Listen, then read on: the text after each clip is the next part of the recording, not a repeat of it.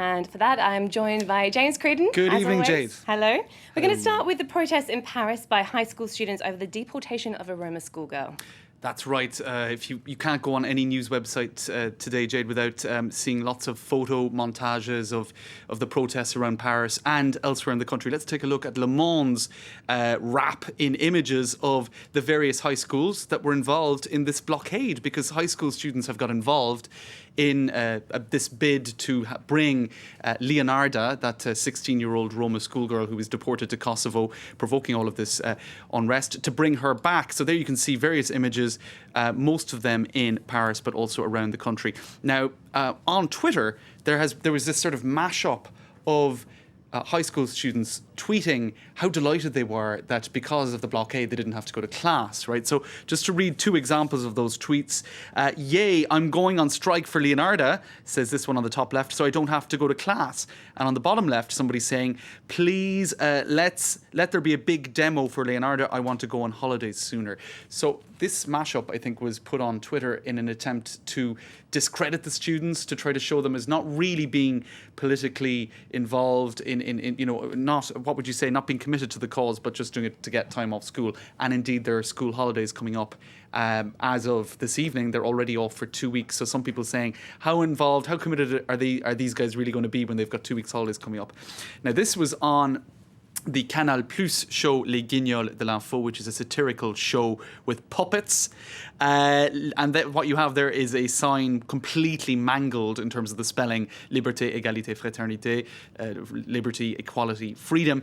In other words, these students, they're out in the streets, they don't know how to spell their, again, an attempt in a funny way here to discredit them. Also, politicians saying the same thing. Les lycéens pourraient être manipulés pour déstabiliser Valls. Could these high school students, are they being manipulated to destabilise the Interior Minister, who is the target of all of this ire in the street because he came out last month, for example, saying that the Roma essentially should go home, right? So heavily criticised for that. Now, elsewhere on social media, people are defending the high school students, saying absolutely not. Some high school students may be marching for the fun of it, but they are not being manipulated, as some politicians and journalists have claimed on social media. The vast majority are committed to the cause, vraiment engagés. So, people, the jury's out on that one, I suppose. There's a little bit of both in these street protests, but there is, I think, a real sense for a lot of the people out there that this is something where they had to take a stand. Front page of the left-leaning paper Libération, Jade. Expliquez-vous, Monsieur le Président. Explain yourself. François Hollande still hasn't spoken out about this. However, his partner, the First Lady Valérie Trierweiler, has spoken out.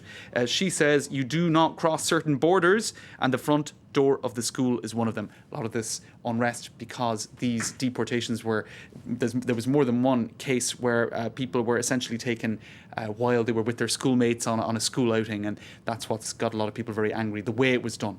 I don't think it's a topic that's going to go away anytime soon in France, not right school now. Holidays or not. Right. I'm going to stay sort of on the same topic and to racist remarks made by the French Justice Minister Christine Taubira. That's right. More monkey business. French far-right candidate compares a black cabinet minister to an ape. Well, there you go. That's a pretty crazy stuff, and the French media is all over it. Here is the candidate, the political candidate in question. She was supposedly going to run for political office in the Ardennes region near the Belgian border. Her name is, if I could find it, she has now been suspended from the National Front far-right party, Anne-Sophie Leclerc, and she was suspended from the party. What she did, Jade, was she said that she should stay up in the trees, right?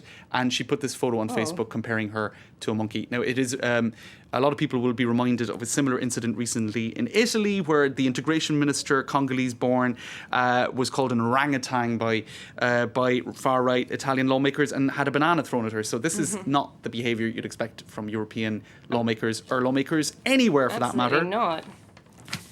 So finally, we're just going to take a look at a way of walking in the footsteps of the homeless. That's right. I'll just show you one tweet here. Basically, 4 smartphones given to 4 homeless people in an initiative by France Inter Radio and the Fondation Abbé Pierre, which is a charity for homeless people. Get them tweeting, and hopefully that's a way of raising awareness about their plight. Some would say maybe they need something other than smartphones if they're on the streets. Yes, maybe shoes first. Shoes or just shelter. But Yeah. I suppose it's an attempt to raise awareness. Okay, all right. Thanks for that look at what's going on in the social media, James Thanks, Creedon. Jade. We're going to take a short...